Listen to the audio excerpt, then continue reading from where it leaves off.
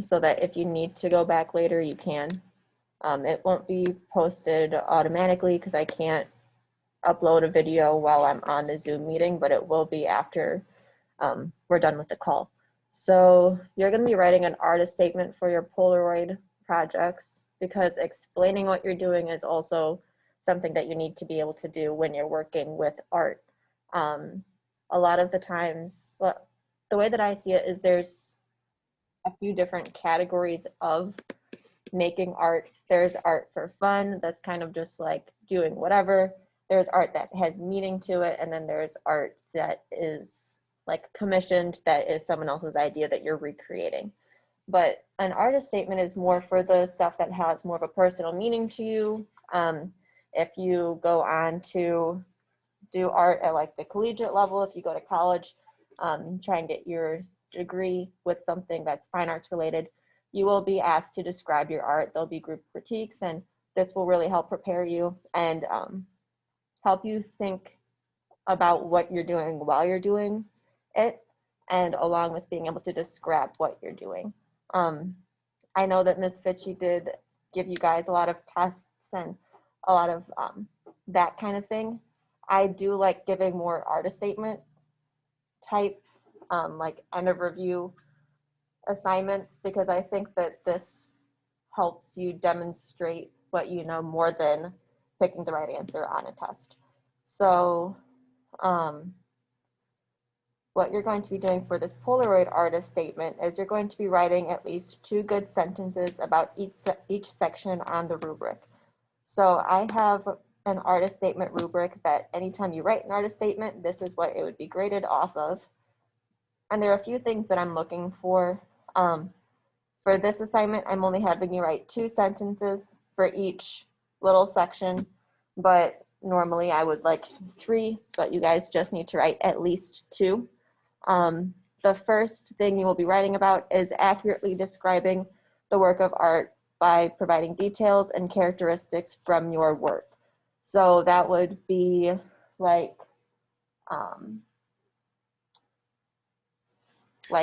I added shading in the areas by mixing the complements of this. I didn't use black in it, I used colored pencil. You're using more descriptive words and descriptive terms, and especially think of the elements and principles. So stuff like balance, contrast, any color theory terms you might know. And I have linked the elements and principles PowerPoint from the beginning of the year into this artist statement rubric so that you can look back and reference that if you need it. So 2 sentences describing your work of art. So for that one, you can choose to either describe your favorite Polaroid picture, or you can describe your overall theme. I'm going over writing an artist statement. I'm recording it though, so you can go back and look at it later. And I just started, so you're good. The second thing you're writing about is you're providing an in-depth detail about your creation process. So the step-by-step of what you did. So where did you find your images from? Did you grid your paper? Did you not grid your paper? What process did you go through? Did you layer your colored pencil? Did you use blending stumps? That would be where you describe your actual process. And 2 sentences about that. The next thing is the big idea behind your work of art. So why did you choose the images that you did to recreate? That's where you would explain that. And this is where you show the meaning behind the work of art. Like I said before, there's some stuff that you make just because you think it's cute. It doesn't have that much meaning behind it besides that. This is not the case with this project. You should have had a bigger idea behind why you did what you did. A lot of artwork that falls into this category is a lot of the like environmental, socialist movement types of work of art that has meaning. And the last thing is, what are your overall thoughts?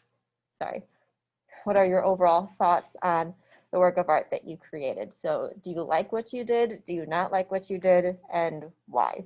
Or what would you change if you were to do this project again? That's where you would explain that.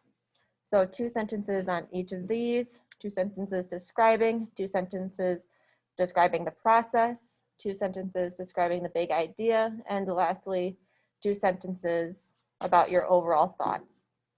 And I would like this just in a paragraph format, not bullet points. So just make it one big paragraph and make it flow.